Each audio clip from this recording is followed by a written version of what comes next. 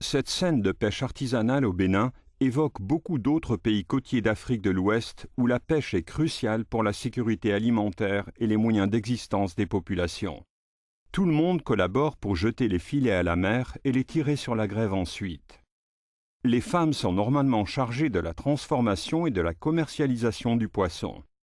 De même, au Ghana, la majeure partie du poisson consommé par les 22 millions d'habitants est fournie par 120 000 petits pêcheurs. Le Ghana a également une industrie halieutique florissante. Au total, le secteur de la pêche au Ghana emploie près de 2 millions de personnes entre petits pêcheurs, transformateurs et négociants de poissons.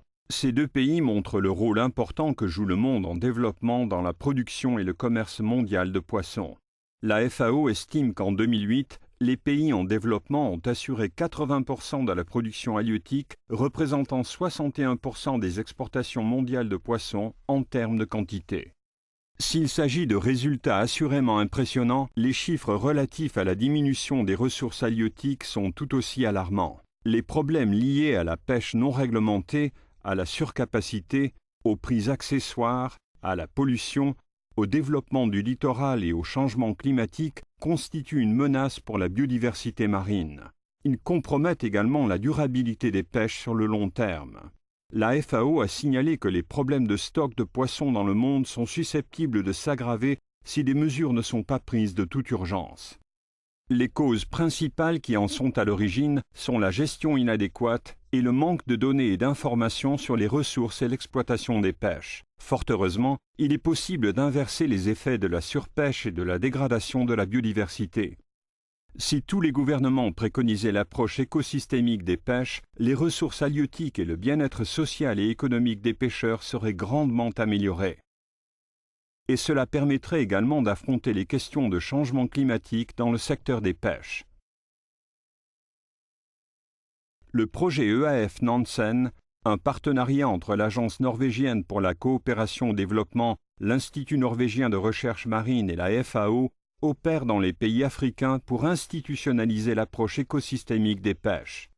Il contribue à approfondir la connaissance des écosystèmes marins et de leur utilisation en encourageant l'approche écosystémique par le biais de projets d'aménagement des pêches.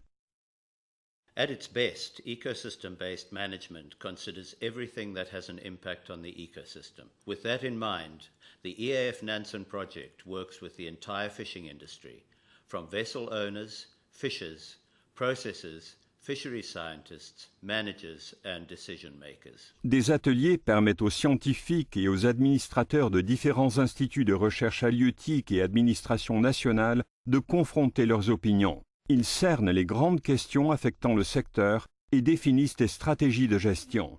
Ils examinent aussi la législation. Comme le poisson traverse différents territoires au cours de ses migrations, il est important que les pratiques de gestion et les lois en vigueur dans les pays concernés soient compatibles. Ce navire, portant le nom du Dr Fridtjof Nansen, est un des vaisseaux de recherche les plus sophistiqués au monde. Il effectue des missions océanographiques et évalue les ressources halieutiques dans les pays en développement depuis 1975. Il participe également aux opérations du projet EAF Nansen. À bord, l'équipage, les techniciens et les scientifiques travaillent côte à côte pour étudier les écosystèmes marins. Le poisson est trié et pesé et la biomasse des principales ressources halieutiques de la zone en question est évaluée. Les espèces menacées d'extinction comme ce requin-tigre sont rejetées à l'eau. De retour sur la terre ferme, des groupes de travail régionaux se consacrent à l'approche écosystémique. Des cours sont également organisés sur ce sujet par l'Université du Ghana et d'autres institutions. Les scientifiques et les gestionnaires sont en train de modifier leur façon d'aborder les choses et de travailler. The ecosystem approach to fisheries benefits the fish, the fishers, and the fishing communities by creating lasting social and economic benefits while maintaining healthy marine ecosystems.